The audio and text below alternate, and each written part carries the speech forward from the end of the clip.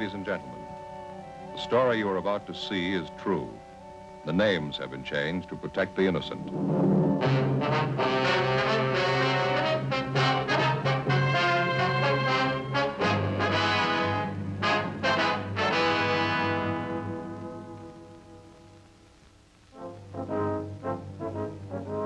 It was Tuesday, December 21st. We were working the night watch out of traffic division, hit-and-run felony detail. My partner's Frank Smith. The boss is Captain Calfee, Commander AID.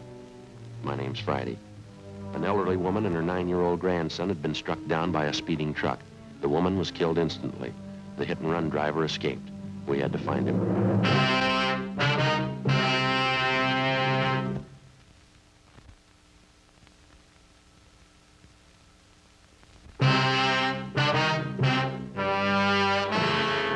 We'd like to talk to you for a minute if we could. Well, fine. Would you like to step inside? Yes, ma'am. Thank you.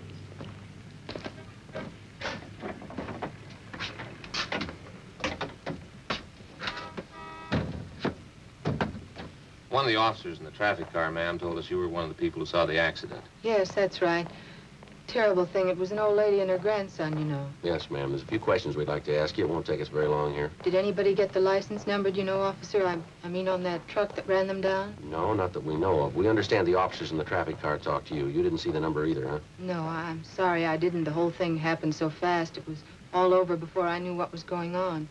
I saw the old lady and the little boy start to cross the street, then all of a sudden this truck seemed to come right out of nowhere. Ran them down, kept right on going. Were the woman and the little boy crossing with the lights, did you notice? Well, yes, they did. They were crossing with the green light. I remember because they stood on the curb a minute and waited for the light to turn green. Terrible thing. That truck deliberately went through that red light. Didn't even slow down. Uh-huh. Did you happen to get a look at the driver, ma'am? Well, I could see it was a man driving the truck, but it went by so fast I just got a flash.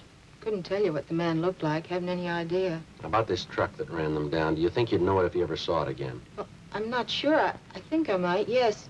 It was one of those delivery trucks, you know. I think you call it a panel truck. It was a light tan color all over, and there was black lettering on the side. Mm-hmm. Could you make out any of the lettering at all? Well, I think there were 3 or 4 words painted on the side, and I know one of them was bakery. I'm sure of that. Well, did you recognize what make of truck it was, ma'am, the year or the model? Well, it was a late model. I'm pretty sure of that. I think it was a Ford, one of those regular delivery trucks like some bakeries use. Anything else out of the ordinary you might have noticed about the truck, ma'am? Anything outstanding that might have caught your eye? No, I'm sorry, officer. That's about all I can tell you. How's the old lady, do you know, and the little boy? Could they tell anything? No, ma'am. The woman's dead. She was killed instantly. They've taken the youngster to Georgia Street Receiving Hospital. Afraid he's in pretty bad shape, too. How could anybody do such a thing? There just isn't any excuse for it. No excuse in the world. It was downright murder. Well, maybe that explains it. What? That's why he kept going.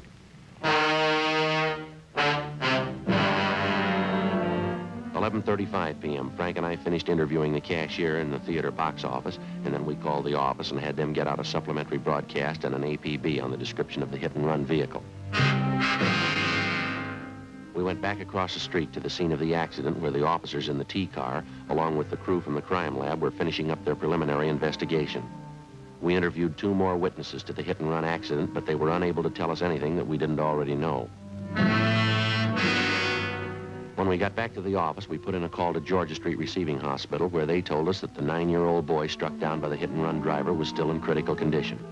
The husband of the 64-year-old woman who'd been killed instantly was brought downtown to the morgue, where he identified the body. The next morning, we got out a special bulletin to all garages, auto repair, and paint shops throughout the city to be on the lookout for a late model, tan panel truck, black lettering on the sides, with damage to the front end. 8:30 a.m. Frank checked with communications. It was Doc Hall at Georgia Street. I asked him about the boy. The old lady's grandson, how's he doing? Pretty much the same, condition critical, that's all they'll tell you. That's a lousy shame. Communications get any kickback on that all points yet? No, nothing. Did you get in touch with the crime lab? Yeah, I'm not going to be able to help much, though. What'd they find out there? Anything at all? Oh, just what we saw, a few small pieces of glass, probably from one of the headlights of the truck. They don't think they're going to be able to do much with them, though. Not enough to go on. And that's the only physical evidence they got, huh? That's all. Might be able to tie it down a little tighter if we could find that panel.